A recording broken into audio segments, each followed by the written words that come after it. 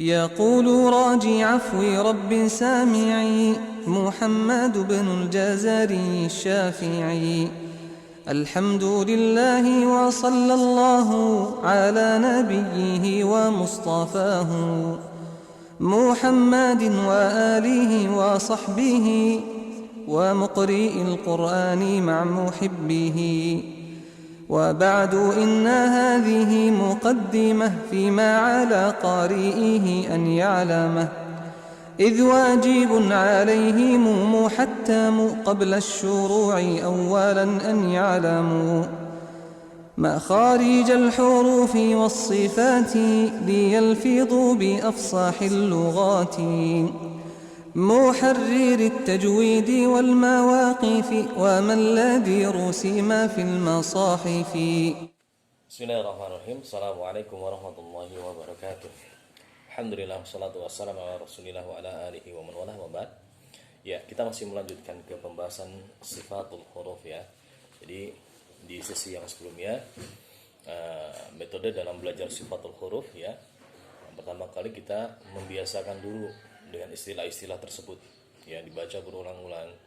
Belum paham tidak ada masalah ya, tapi istilah-istilah tersebut dibiasakan biar nggak tertukar-tukar maksudnya, karena kedepannya akan terus keluar ya, akan terus ditanyakan hal ini ketika kita talaki atau kita sedang diuji oleh guru ya, ini akan terus keluar. Kemudian kita pahami dulu ya arah dari yang kedua ini ya, kita pahami dulu maksud dari sifat itu yang kemana sih kan gitu. Ada sifat yang keluar udaranya, ada sifat yang mengalir suaranya, ada yang sifat yang terangkat suara atau terangkat lidahnya dan seterusnya. Ya, dua poin ini harus kita jadikan sebagai dasar untuk pemahaman di sifatul huruf. Baik. Barulah setelah itu kita mulai ya, ibarat kita meniti anak tangga, kita mulai merinci walaupun belum mendetailkan poin per poinnya, tapi kita lihat bagian per bagian dari sifat tersebut. Baik. Sifat yang kemarin sudah kita jelaskan ya, kita sekarang fokus ke sifat yang memiliki lawan ya. Di situ ada sifat dari ya, mengalir atau tidaknya suara atau mengalir atau tidaknya nafas ya, nafas atau udara. Di situ ada hams dan jahr ya. Hams dia mengalir nafasnya ya, mengalir udaranya.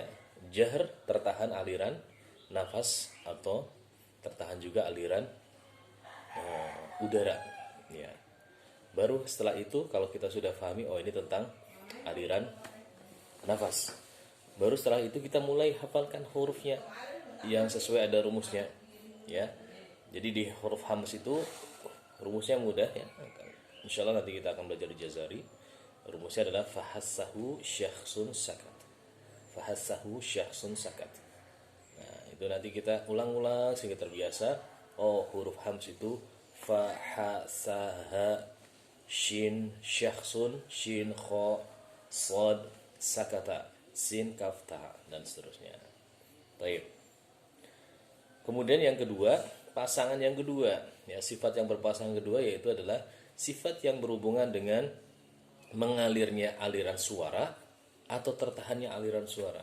Nah, kalau tadi nafas, sekarang suara. Nah, di situ ada sifat yang mengalir rokhwah atau rikhwah ya, dan sifat yang tertahan atau syiddah, disebut syiddah. Ya. Huruf-huruf yang memiliki sifat syiddah, ajid, qatin, bakat.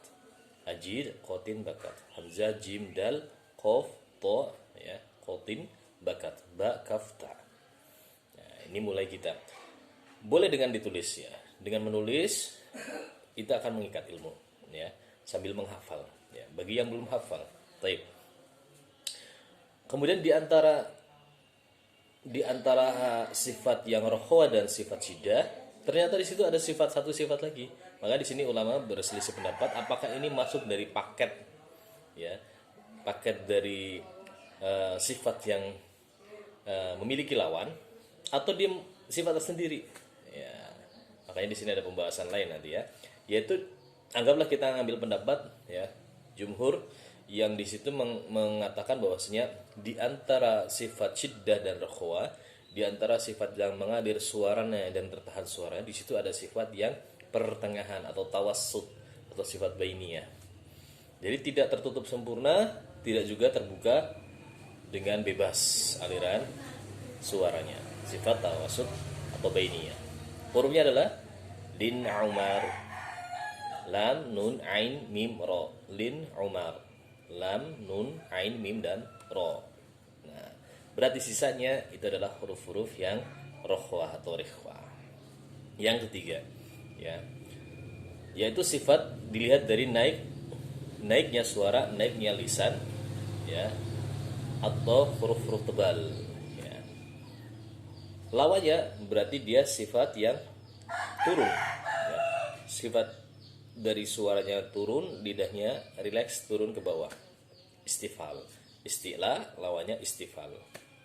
Huruf-huruf isti'la, ya, khussa, dhabtin, kil, kha, sad, ya, khussa, dhab, bod, ghain, dhabtin, kil, qaf dan za. Nah, itu. Jadi ada 1 2 khussa, kha, sad, dhabtin, bod, ghain dan ta, kil, qaf dan za. 7 huruf. Nah, berarti selain dari huruf itu berarti dia istifal. Suaranya merabat ke bawah. Ya, lidahnya turun. Nah, pasangan sifat yang keempat yaitu dilihat dari nempel, melekatnya lidah bagian atas ke langit-langit, ya tentunya, ya kalau nempelnya ke langit-langit atas, ya. Atau dia terbuka bebas, nggak nempel, gitu. Balikannya, huruf yang nempel ke atas, lidahnya nempel ke atas, itu hurufnya huruf-huruf yang punya perut hamil, ya, shad, dad, ta, za. Nah, yang punya perut hamil. Nah, 4 aja. Nah, berarti selain itu dia terbuka bebas, ya, atau yang nempel disebut idbaq, yang terbuka dia disebut infitah. Ya. Baik. Pasangan huruf atau pasangan sifat huruf yang kelima itu berdasarkan mudah atau tidaknya pengucapan. Yang mudah itu adalah idlaq, yang sulit pengucapannya itu adalah ismat, ya. Idlaq hurufnya fa, ra, min, lub, fa, ra, mim, nun, lam dan ba. Sisanya berarti sulit. Nah, sulit dari sisi apa? Dari sisi kemarin sudah dijelaskan, dari sisi mungkin dia harus ada proses dalam membunyikan huruf tersebut, atau ada proses dari berjalannya makhraj satu ke makhraj yang lain, melewati makhraj yang lain, misalkan dari tenggorokan melewati lisan baru keluar di mulut. Nah, ini berarti dikatakan sebagai sifat yang ismat, ya. Ya, ini adalah paket sifatul huruf dilihat dari yang memiliki pasangan. Nah, nextnya kalau sudah mencoba, jadi tahapan awal yaitu dengan membiasakan membaca, ya, istilah-istilah tersebut. Kemudian tahapan yang kedua yaitu dengan menganalogikan, ya, kita ngerti dulu ini sifat tentang apa, tentang aliran suara atau tentang aliran udara, tentang naik atau turun, tentang lengket atau terbuka. Nah, baru yang ketiga dirinci rumus hurufnya. Nah, itu diulang terus, insyaallah nanti akan mungkin, sehingga ketika kita sebutkan huruf tertentu, misalkan huruf ba, dia sifatnya apa, dari paket ini dulu aja, dari sifat yang memiliki lawan, kita sudah langsung bisa ngurutin dari atas tadi. Ba, apakah dia hams atau jahar? Oh, ternyata dia jahar. Apakah dia syiddah atau rokhwah? Oh, ternyata dia syiddah.